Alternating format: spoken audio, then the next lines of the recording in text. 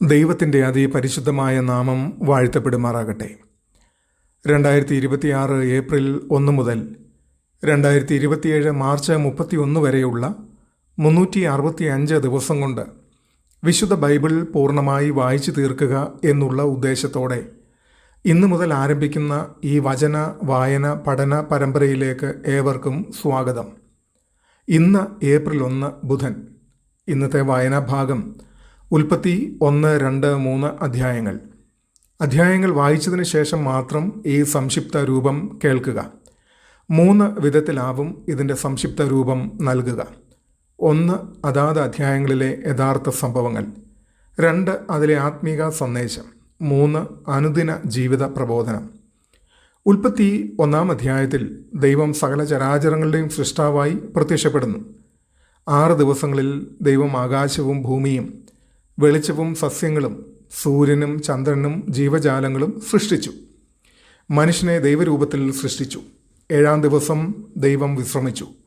ഉൽപ്പത്തി 2 മനുഷ്യൻ്റെ സൃഷ്ടിയുടെ വിശദീകരണം കാണുന്നു. ദൈവം ആദാമിനെ മണ്ണിൽ നിന്ന് ഉണ്ടാക്കി അവൻ്റെ മൂക്കിൽ ജീവശ്വാസം ഊതിയിരുന്നു. ഏദൻ തോട്ടത്തിൽ അവനെ സ്ഥാപിച്ചു. അവന് കൂട്ടായി ഹവ്വായെ സൃഷ്ടിച്ചു. അവർ ദൈവസാന്നിധ്യത്തിൽ കളങ്കമില്ലാത്തവരായി ജീവിച്ചു. ഉൽപ്പത്തി 3 മനുഷ്യൻ്റെ വീഴ്ച വിവരിക്കുന്നു. സർപ്പം ഹവ്വായെ പ്രലോഭിപ്പിച്ചു. ദൈവത്തിൻ്റെ കൽപ്പന ലംഘിച്ച് അവർ വിലക്കപ്പെട്ട ഫലം തിന്നു. പാപം ലോകത്തിലേക്ക് പ്രവേശിച്ചു. ലജ്ജയും ഭയവും ദൈവത്തിൽ നിന്നുള്ള വേർപാടും ഉണ്ടായി. എന്നാൽ ദൈവം രക്ഷയുടെ വാഗ്ദാനവും നൽകി. ഈ അധ്യായങ്ങളിലെ ആത്മീയ അർത്ഥത്തിലേക്ക് നമുക്ക് പ്രവേശിക്കാം. ഈ അധ്യായങ്ങൾ ദൈവത്തെ സൃഷ്ടാവായി, സംരക്ഷകനായി, ന്യായാധിപനായി കാണിക്കുന്നു. ഉൽപ്പത്തി 1 നമ്മൾ ദൈവത്തിൻ്റെ സ്വരൂപത്തിലും സാദൃശ്യപ്രകാരവും സൃഷ്ടിക്കപ്പെട്ടവരാണ്. അതുകൊണ്ട് നമ്മൾ വിലപ്പെട്ടവരാണ്. മുൻ നിർണയപ്രകാരമുള്ളവരാണ്. നാം ദൈവിക രൂപകൽപ്പനയാണ്. ഉൽപ്പത്തി 2 മനുഷ്യൻ ദൈവത്തോടും മറ്റുള്ളവരോടും ബന്ധത്തിനായി സൃഷ്ടിക്കപ്പെട്ടവൻ. വിവാഹവും തൊഴിലും ദൈവത്താൽ നിയോഗിക്കപ്പെട്ടതാണ്.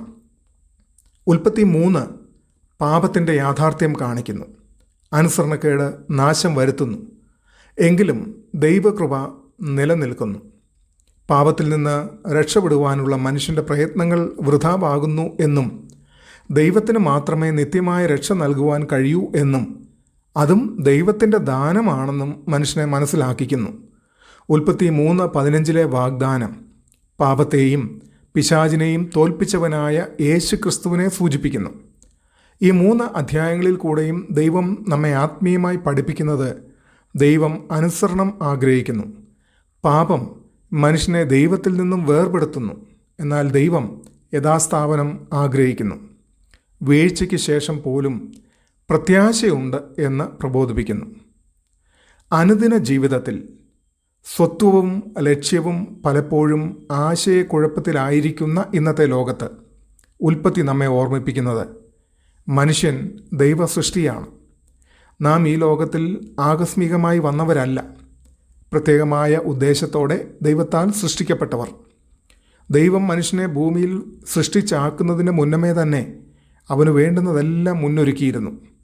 നിങ്ങൾക്ക് ആവശ്യമുള്ളത് എന്നതെന്ന് നിങ്ങൾ യാചിക്കും മുൻപേ നിങ്ങളുടെ പിതാവ് അറിയുന്നുവല്ലോ. കുടുംബവും വിവാഹവും ദൈവത്തിൻ്റെ പദ്ധതിയാണ്. ദൈവത്താൽ സ്ഥാപിക്കപ്പെട്ടതാണ്. അതിനാൽ തന്നെ അത് പരിപാവനവുമാണ്.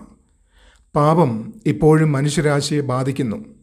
അഹങ്കാരം, അനുസരണക്കേട്, പ്രലോഭനം എന്നിവ തുടർച്ചയായ പോരാട്ടങ്ങളാണ്. മനുഷ്യൻ തൻ്റെ തെറ്റ് മറ്റുള്ളവരിൽ ചുമത്താനുള്ള പ്രവണത കാണിക്കുന്നു. ഉത്തരവാദിത്തം ഏറ്റെടുക്കുന്നതിന് പകരം മറ്റുള്ളവരെ കുറ്റപ്പെടുത്തുന്നു. എങ്കിലും ദൈവം ഇന്നും നമ്മെ അന്വേഷിക്കുന്നു. നമ്മുടെ ലജ്ജ മറയ്ക്കുന്നു. രക്ഷയുടെ വഴി ഒരുക്കുന്നു. ഈ ഭാഗം മുഴുവൻ ബൈബിളിൻ്റെ അടിസ്ഥാനമാണ്. യേശു ക്രിസ്തുവിൽ കൂടിയുള്ള രക്ഷയുടെ കഥയുടെ തുടക്കം. ദൈവം നമ്മെ ഏവരെയും അനുഗ്രഹിക്കട്ടെ. ആമേൻ.